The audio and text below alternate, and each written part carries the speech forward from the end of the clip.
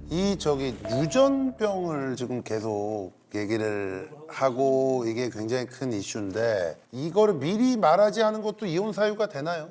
이거 저희가 꼭 얘기하고 싶은 부분인데요. 첫 번째 이제 유전병이 남편은 건강상의 발현이 없으니까 알기가 어려웠고요. 따라서 일단 첫 번째 알지 못했다가 먼저 팩트고요.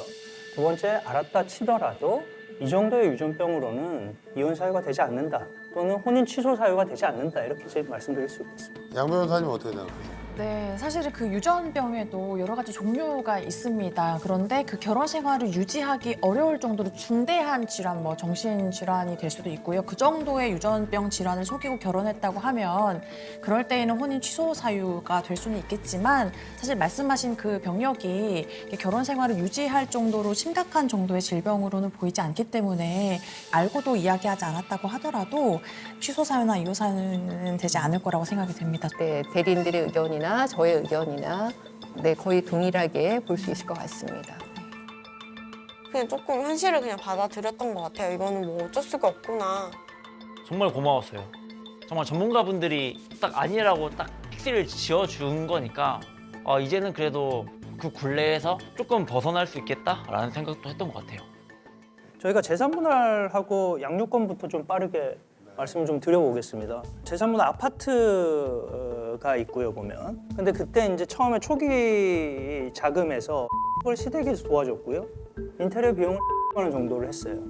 그래서 그냥 깔끔하게 남편이 가져가고 아내가 가져가는 걸로 재산별로 따로 기여도를 산정한다는 말씀이신가요? 이거를 그냥 뭐또 그대로 그냥 가져가자. 그대로 가져가면 깔끔한데 이걸 가지고 공동재산이니까 뭐 결혼 생활이 뭐 1년도 안 됐다 그래서 각자 들고 온 거 각자 가져가자 이런 주장이라면 뭐 납득하겠습니다만 결혼 생활이 무려 5년이나 됩니다. 그래서 이걸 그대로 가져가라는 것은 말이 안 되고 결혼 생활 시작하면서 우리가 아내 혼수 채우고 뭐 결혼식 비용으로 들어가는 돈도 한 넘습니다.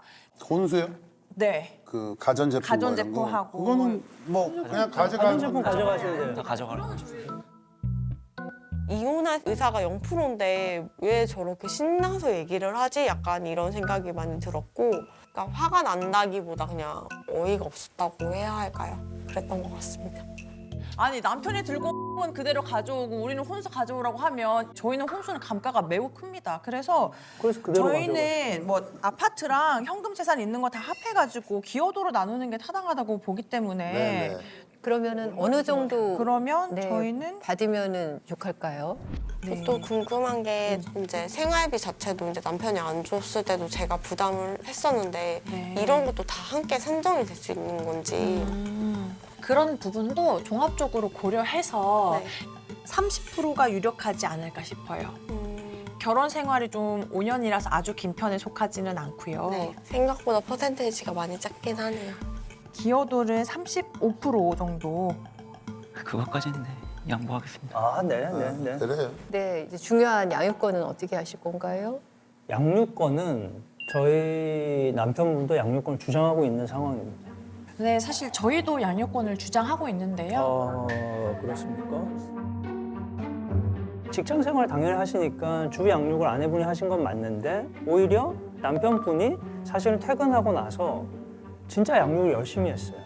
일단 저는 퇴근하고 집에 오면 보통 7시 반이면은 애들 저녁 먹이거나 아니면 그 이후에 잘 때까지는 제가 다 케어를 합니다. 제가 이제 퇴근하고 나면은 와이프는 이제 육퇴를 하기 때문에 그리고 주말 같은 경우에는 와이프는 연차라는 본인의 표현을 쓰면서 아기들 육아를 뭐 한 10%에서 20% 정도만 하고 저랑 장모님이랑 사실 많이 보죠.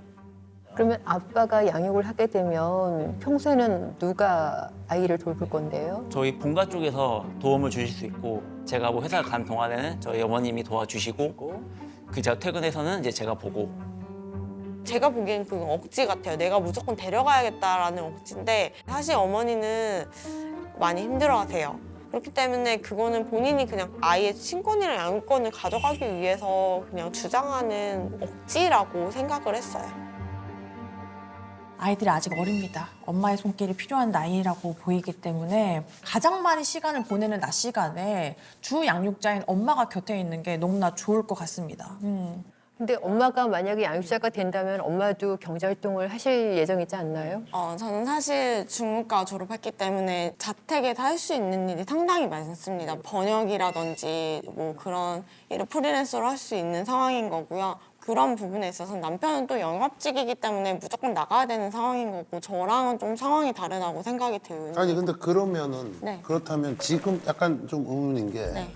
장모님이 네. 좀 봐주시고 이럴 때 집에서도 충분히 그거를 할 수 있는데 지금은 왜 안 하시죠?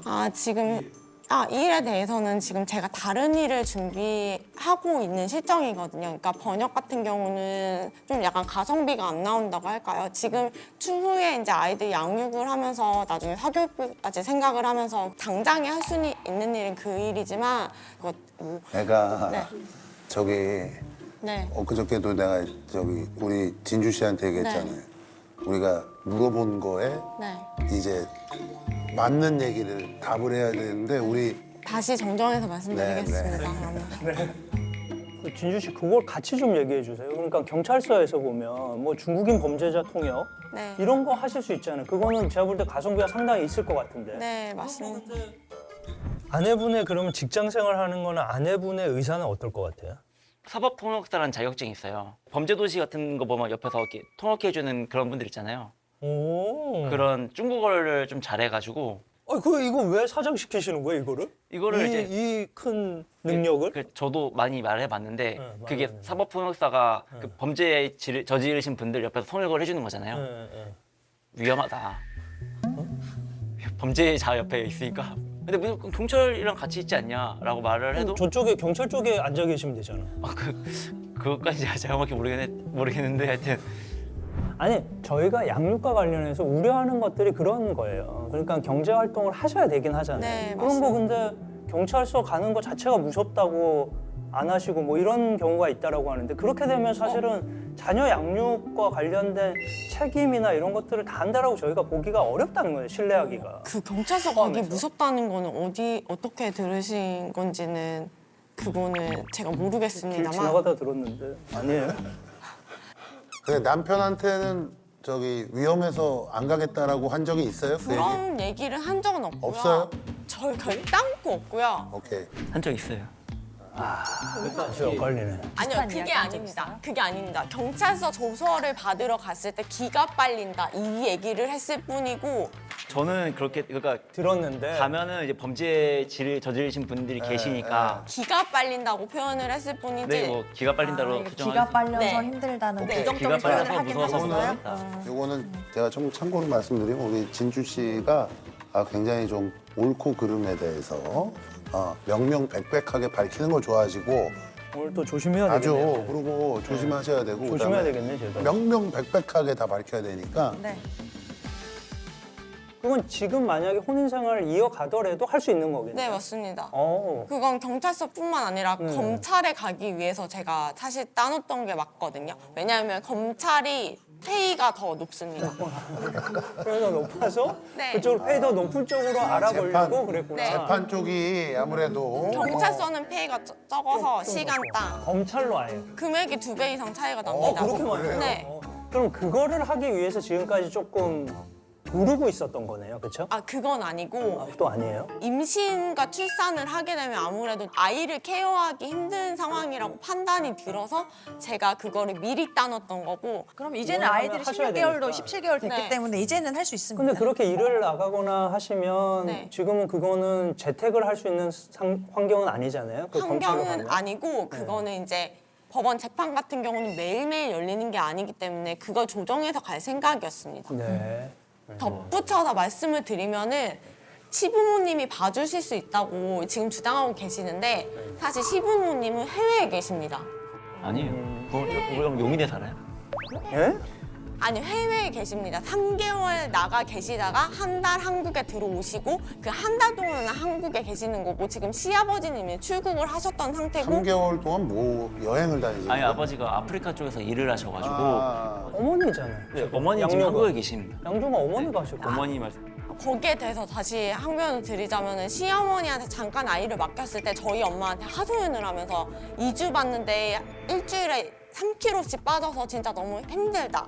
그런 말씀을 계속 하셨고 제가 양내 변호사님을 계속 보고 있었는데 정말 힘들어하시더라고요. 그래서 그 유튜브 보면은 양나래 변호사님 극한 직업 해가지고 막 그런 아내분들 모아놓은 그 짤이 있어요. 그래서 진주도 저기 들어가겠구나. 옆에 전문가분이 계시는데 왜 굳이 자기가 이렇게 나서서 하려고 하지? 변호사님 고생 많으시구나. 제가 하나만 여쭤볼게요. 그 애기 유모차, 네. 유모차 접으실 수 있어요? 아기가 지금 16개월인데 와이프가 유모차 접는 법도 모르고 피는 법도 모르고 이거 잘 안 당긴다. 이렇게 잘 안 당겨. 아니 왜냐면 저희도 웬만하면 그냥 잘 안 넘어갑니다. 유모차는 그거는 제가 항변을 좀 하고 아 또 하고 싶은데 싶은 말씀해 주십시오. 사실 그 쌍둥이 유모차 같은 경우는 네네네. 그거를 원터치입니다. 원터치. 쌍둥이니까 원터치, 투터치겠죠.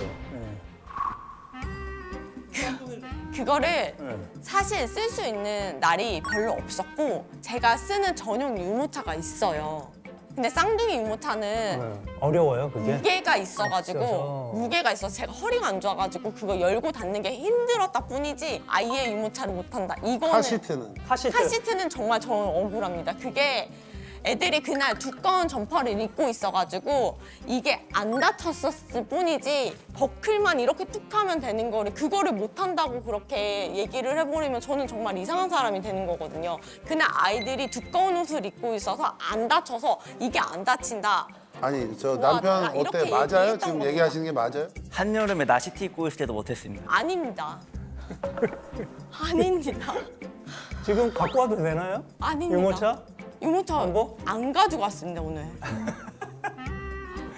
근데 뭐 그것 때문에 양육권이 엄마한테 뭐 못 가고 아빠한테 간다 그런 거는 아니고요. 아니 저희는 이제 상징적인 걸 사실 좀 보여주고 싶었습니다. 상징적인 부분을.